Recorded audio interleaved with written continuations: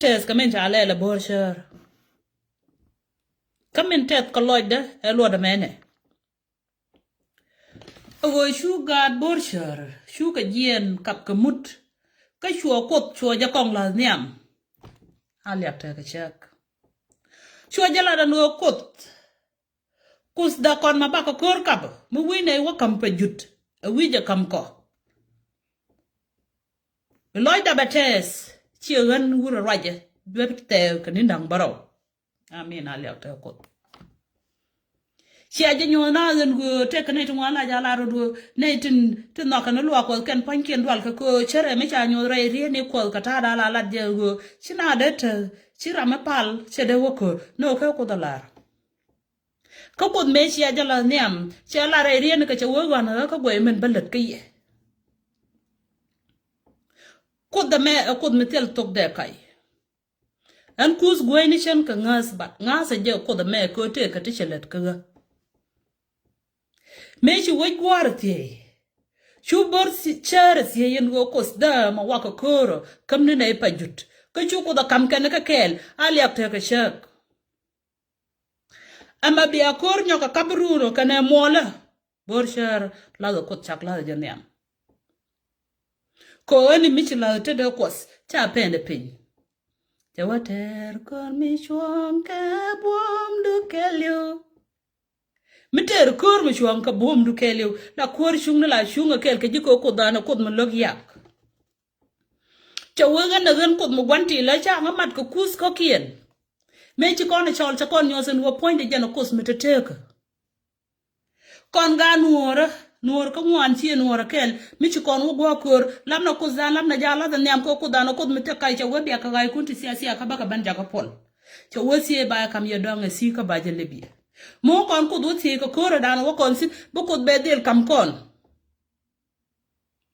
borshar te kam ci ko do ko la kam ye en wo mi ter yen kor ci yen kora ter ko lul ka ci yana ter kerol kala mo bu ko be chon ka ye reide Che yen ga nur dia ti sharo kon ma da wala la yo kab yen kor she aja nyo win mo na da kon kon ti nei gor go ba ko ben ka dawrol ben nei kamal ku go mi charan cha kap ba je nyor ba mai da banang be nyur ke nei dia to kon ti nyur ba ra mo ngota ma da chunga ba nyo me la nyo karamete te kamaj kod ga e David medan me we kor ngwan mi dung ti di na cha ba chunga shwel ne amure me di de dan Bad meche ben ka bom sha kam de kot. Shua kore dan shua je long shua ran shua je yon ka kel ka shua pen shua liu e wo chi kot che tade cha jamaten. Medana te ke ku me shi me de ko na long me ka ko na mat kot. Medan junub me gorja ka Sudan.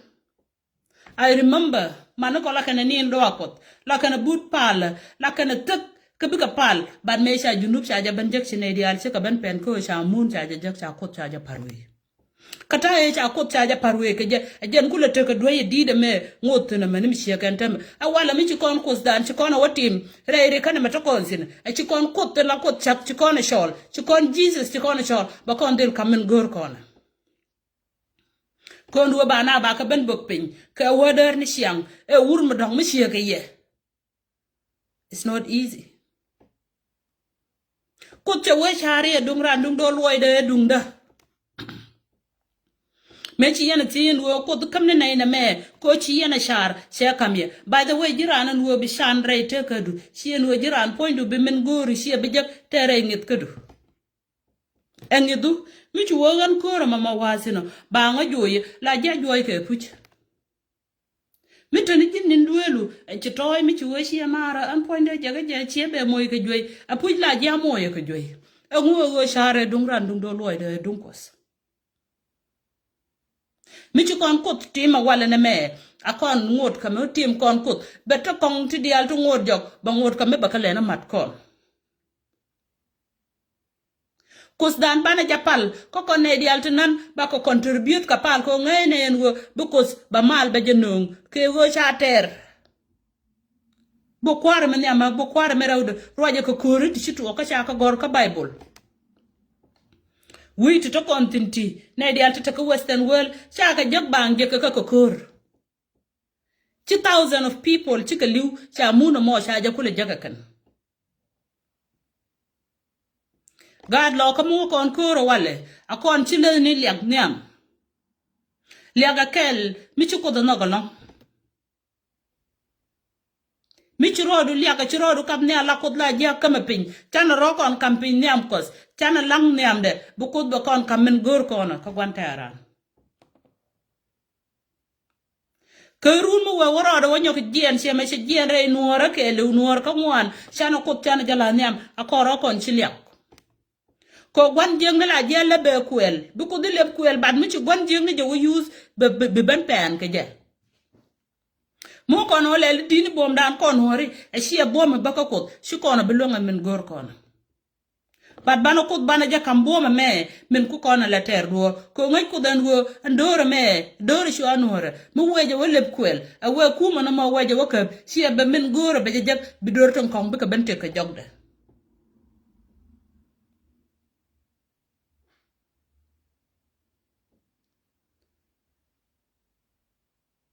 dole tawda ma shali Joseph kana gan man dan woro medan me chaje ban kwany redien cha kwany lo cha kong chieng jenga gad man chwero da kula waje ka kore me chaje ban yor jijew ka chikana ban kwak dung makana ko gane dan che kore dan e jeg se da ban jeg jaga je ko cha kong chieng jeg ni shang the same thing chiang dan chiang ka kona jeg a South Sudanese thing kong e jenta e dan e cha chiang na gada me e jeg re gan man ka shwe bana star kake shwe bana wo ajara medane shukot se jakwany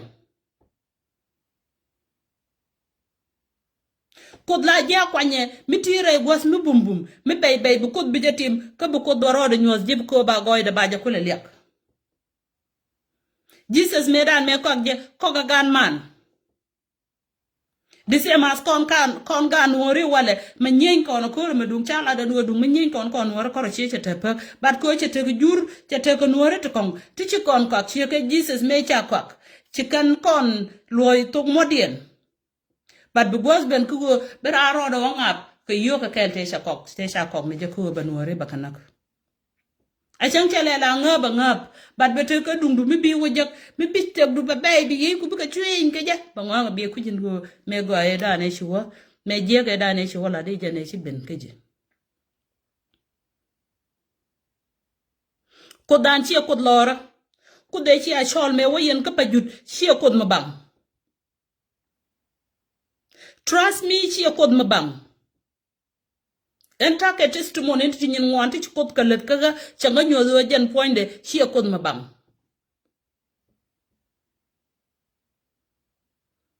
mela kon ko de cholo ko kurite ci do jok ana me chede man mi chi kan ta man me ci loide tes ko ci kon kod ci kon tim ke tay ne tin jok kon gan wore tin kon mu kap kon en kur a kon la pal ara la pal duele aran kod la nan ni aman go ma waka mo ko ngaje go kur shung ne kuida kosda kabu kod badil chuon kel kaji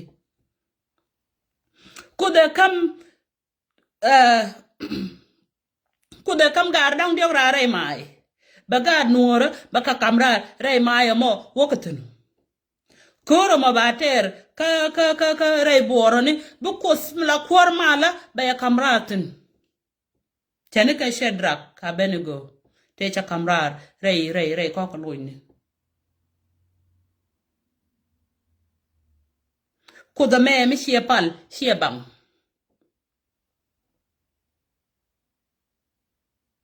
goro wabu wakur kabu kus du bijala niam kabu so bijala niam mo wayen koro chora kwang na chora kanang medan te ka gwas mi chala tin ka bible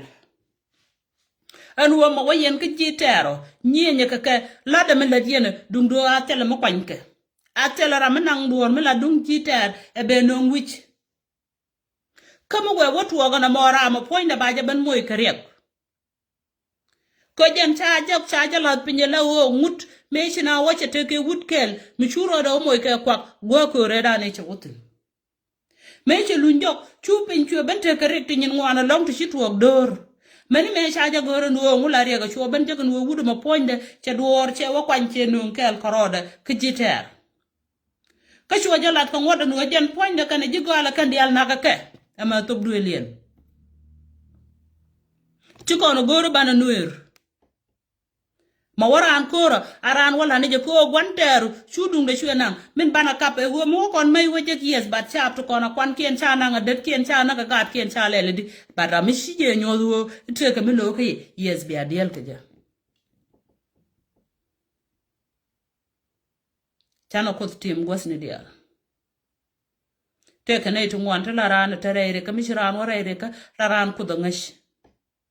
riak dana me che dit che bran che tan che dit che te gut ko bete ko gut bi ala kon ka chara dana che ben dai dan ko bu kor mala men la ti ala ka re ala ka ba shara mo ba ja ko ba dil pen gosde borshar lawnwar borshar make us proud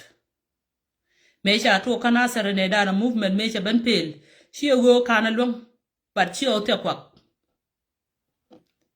la tuoga ka bentiu ka banyo ka palpin chi go sha do long e go chi ko na ti ka ben raidien men te ka panga chi go kana long but che te ka tin ngwan ti na cha ka miet chi na sha kor sha ja tol ka te lo kwak awala na me mi chi ko die moy ka mai ken chi mai da ro gwala ka ko bu kwar mala be moy ka mai tu ngwan kan